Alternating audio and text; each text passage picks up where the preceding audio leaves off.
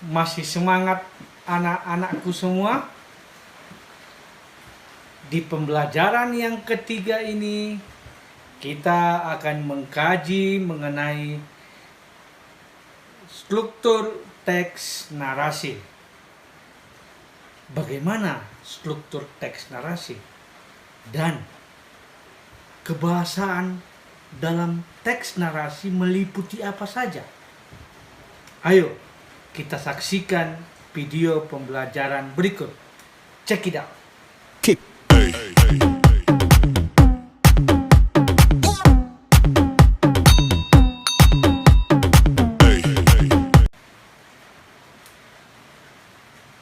Di pertemuan yang ketiga ini, tujuan pembelajaran kita adalah siswa mampu menelaah struktur teks narasi. Struktur teks narasi itu akan meliputi unsur-unsur intrinsik. Dan yang berikutnya, siswa mampu menelaah kebahasaan teks narasi. Konteks kebahasaan yang akan kita kaji pada pertemuan yang ketiga ini adalah konjungsi. Seperti apa semua itu? Mari kita lihat. Unsur-unsur teks narasi itu adalah tema, latar, alur, penokohan, sudut pandang, dan amanat. Kita jelaskan bagiannya masing-masing. Pertama, tema. Tema adalah inti dari sebuah cerita. Seringkali orang mengatakan judul dengan tema itu sama. Eits, jangan pernah katakan demikian. Itu salah. Judul itu penamaan sebuah cerita. Sedangkan tema inti dari cerita. Kita contohkan. Kita ambil Laskar Pelangi. Judulnya Laskar Pelangi. Apakah pelangi yang dikisahkan pada cerita itu? Tidak. Pasti anak didik kami sudah pernah membaca bacaan Laskar Pelangi. Semua itu bukan tentang pelangi. Namun, inti dari cerita itu atau temanya tentang pendidikan. Sudah jelas perbedaan tema dengan judul? Oke. Berikutnya, latar. Latar itu tempat, waktu, dan suasana dalam cerita. Kalau kita pahami mengenai tempat, waktu, dan suasana dalam cerita, itu sangatlah berarti. Maksudnya apa? Dalam cerita harus ada di mana tempatnya, bagaimana waktunya, dan bagaimana pula suasananya. Yang ketiga, alur. Alur itu jalan cerita. Maksudnya apa jalan cerita? Jalan cerita itu akan kita bagi menjadi 3 jenis, yaitu alur maju, alur mundur, alur maju mundur atau campuran. Namun, tahapan-tahapan dalam alur meliputi yang pertama, pengenalan. Di pengenalan inilah akan dikisahkan bagaimana tokoh si A dengan tokoh si B saling menyampaikan karakter atau identitasnya. Yang kedua, munculnya masalah. Di munculnya masalah ini akan nampaklah bagaimana cerita itu. Ketika permunculan masalah, lanjutlah masalah utama. Masalah utama akan semakin memuncak. Itulah namanya puncak masalah atau disebut dengan klimaks. Terakhir, penyelesaian masalah. Di penyelesaian masalah itu disebut dengan anti klimaks.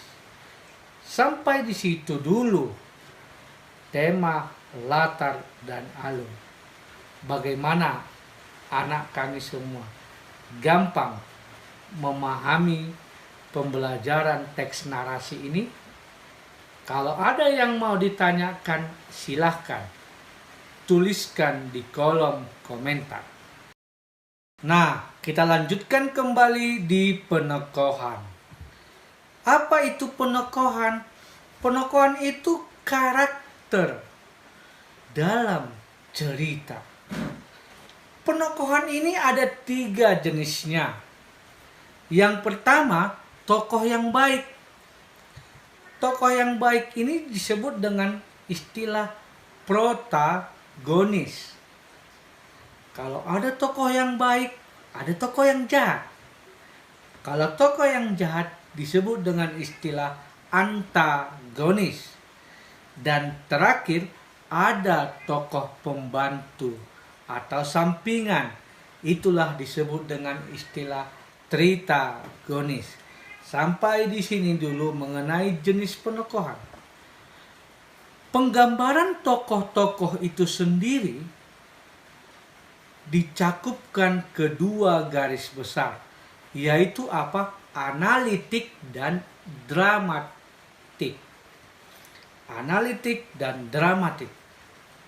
Namun, dari 2 gambaran umum tersebut kita kajilah menjadi 5 poin penting dalam penggambaran karakter tokoh. Apa itu? Yang pertama, penggambaran langsung. Penggambaran langsung ini maksudnya apa?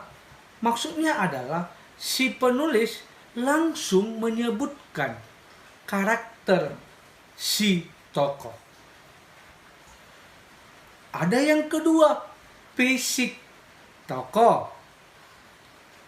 Dari katanya saja jelas, penggambaran tokoh itu kita lihat dari fisiknya. Contoh apa? Susi memiliki badan yang besar, rambut ikal, kulit yang hitam, dan tinggi 145 cm.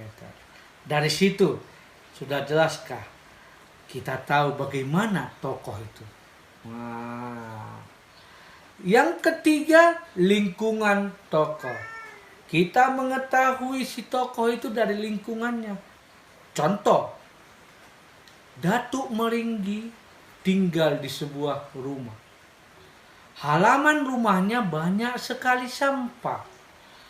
Datuk Meringgi ini kerjaannya hanya duduk saja. Di sudut-sudut rumah si Datuk Meringgi terdapat jaring-jaring Spiderman atau jaring laba-laba. Di bawah tempat duduknya itu banyak sampah berserakan. Datuk Meringgi kerjanya menghitung-hitung uangnya. Setelah selesai dia hitung, dia masukkan lagi uang tersebut, dia hitung lagi uangnya. Seperti itulah kerja Datuk Meringgi. Nah, dari lingkungan tokoh itu, kita tahu bagaimana Datuk Meringgi. Kira-kira bagaimana? Iya, pemalas. Apalagi pelit. Udah dihitung habis, hitungnya lagi. Nah, selanjutnya yang keempat, pikiran tokoh. Dari pemikirannya kita tahu, oh si tokoh ini kayak gini orangnya. Contoh, Anto akan melakukan perjalanan di malam minggu. Perjalanannya yang pertama akan menemui kekasihnya. Setelah dia temui kekasihnya nanti, dia akan mengajak kekasihnya pergi ke gunung. Di gunung mereka tinggal berdua di situ. Setelah di gunung itu mereka akan pulang. Setelah pulang diantar ke rumah si wanitanya. Bagaimana karakter si tokoh itu? Pelit kan? Cuma ke gunung aja nggak dikasih makan, ya kan? Itu contohnya. Yang kelima, pendapat tokoh lain. Kayak mana ini? Ini si tukang gosip lah ini. Dari situ kan nampak ada dua orang, si A dengan si B, ya kan? Si A ini si Andi, si B ini si Badu. Andi dengan si Badu itu pacaran. Si Andi nama lengkapnya Andi Narasti, si Badu Baduanto. Wah, mereka pacaran. Menceritakan si C. Siapa si C? Si Chandra. Ini dia. Si A dengan si B cakap-cakap. Kakak Badu. Itu si C itu rajin kali belajar. Setiap hari ku tengok dia membahas-bahas soal. Setiap hari ku tengok dia bantu mamanya. Dari pendapat si A dengan si B ini kita tahu kan bagaimana karakter si C. Seperti itulah contoh penggambaran tokohnya. Sudah banyak Bapak ceritakan, pasti kalian paham. Ya kan? Nah, yang berikutnya sudut pandang. Sudut pandang itu artinya posisi pengarang. Bagaimana posisi pengarang menceritakan kisah-kisah cerita itu. Adapun posisi pengarang atau sudut pandang, jenisnya ada dua. Yang pertama, orang pertama. Orang pertama ini disebut dengan kata aku, saya. Dan orang ketiga, yaitu dia, kalian, mereka, atau nama tokoh. Itu mengenai sudut pandang. Dan terakhir, amanat. Amanat itu pesan yang disampaikan dari cerita. Amanat secara umum dibagi menjadi dua, pesan tersurat dan pesan tersirat. Kalau dikatakan tersurat, sudah pasti itu pesan yang dituliskan sendiri oleh si pengarang. Kalau tersirat, berarti si pembaca mencari kesimpulan dari apa inti atau pesan cerita tersebut. Itulah dia unsur teks narasi. Sekarang kita mengkaji unsur kebahasaan teks narasi. Pada pembelajaran sebelumnya, unsur kebahasaan yang kita pelajari itu adalah frasa. Di pembelajaran yang ini kita akan mengkaji tentang konjungsi antar waktu dan konjungsi suatu peristiwa. Apa konjungsi? Konjungsi itu adalah gabungan atau penghubung antar satu kalimat dengan kalimat berikutnya. Adapun konjungsi antar waktu meliputi sesudah, sehabis, sehingga, selesai. Konjungsi suatu peristiwa itu meliputi apa saja? Kemudian, setelah itu, sesudah, selanjutnya, dan masih banyak lagi.